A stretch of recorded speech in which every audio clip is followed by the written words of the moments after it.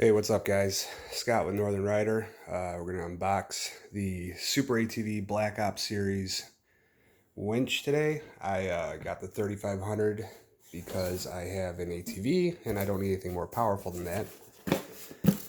So we have our winch guide. It's got our fair lead. We got our wireless remote, our solenoid, mounting plate, all the goods. And the stopper. Let's have a look here. So here's our mounting plate right off the bat. Open it up. We've got our switch for our handlebars, so we'll be mounting that up. Solenoid. All of our heavy duty wiring here. Very nice. Fair lead. Like it. More wires. Got our hook.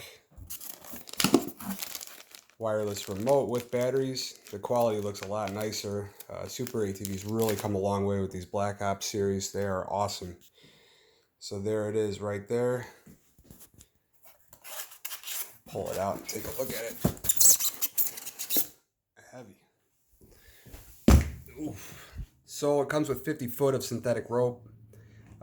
Which is real nice. I don't know if anyone runs wire, but you're going to want to switch up the synthetic rope because it doesn't, it's static. It doesn't fly back and kill you. And here, you got a really nice, easy to move release. And the build quality on these are awesome. I had a Black Ops winch on all of my razors, and it was awesome. Never had any problems. I put them underwater all the time, no issues whatsoever. And just really strong, really badass winches, never quit on me.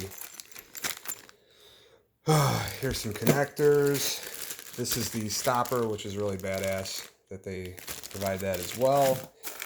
And then here for my handlebars to mount my switch.